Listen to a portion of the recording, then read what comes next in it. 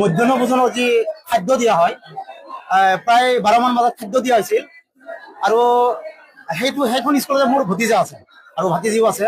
তেওঁলোকে কোৱা মতে মানে যি দালি দিছিল, দালি আৰু ভাত দিছিল আৰু দালি ভাত দিয়াৰ পিছত অলপ খোৱাৰ পিছতে মানে পেটৰ বিষ আৰম্ভ হৈ গৈছিল লাহে লাহে আৰু বমি। তাৰপিছতে মানে এটা হুলস্থুল পৰিৱেশ সৃষ্টি হয়। তাৰপিছত এই ছাত্ৰ ছাত্ৰীবিলাকক মঙলদৈ অসামৰিক চিকিৎসালয় প্ৰেৰণ কৰা হয়। এতিয়ালৈকে চিকিৎসা প্ৰদান কৰি আছে। পিছলৈ কি হয় এইটো পিছত গম পোৱা যাব। প্ৰায় যিখিনি ছাত্ৰ ছাত্ৰী ইয়াত অনা হৈছে প্ৰায় 50জনৰ ওপৰত হ'ব। বাটপুৰি গান্ধী স্মৃতি তেওঁলোকে ছাত্ৰ ছাত্ৰীসকলক কৈছে যে দালিৰ লগত তাৰমানে তিতা এটা ভাৱ মানে প্ৰভাৱ পৰিছে বুলি কৈছে। আৰু তেওঁলোক হেডমাষ্টাৰ কোন আছিল? নাছিৰুদ্দিন জনামতে নাছিৰুদ্দিন আছিল হেডমাষ্টাৰ। আহি আছে এতিয়ালৈকে আহি আছে সকলো সংকটজনক অৱস্থাত বুলিয়ে ক'ব লাগিব। আৰু ইয়াতে ডক্টৰৰ মানে বিশেষ সুবিধা নাই।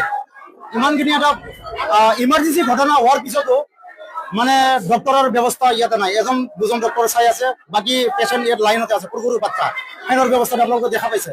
এটা বেয়া পৰিৱেশ ইয়াতে সৃষ্টি হৈছে। আমি আৰু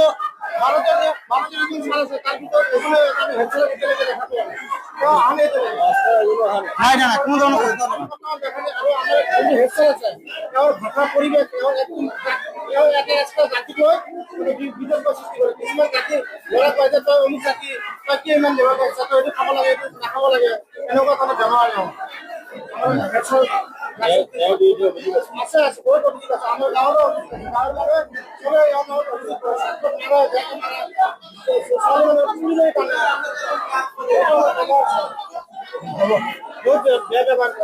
লাগিলে দিম দিয়ক হ'ব।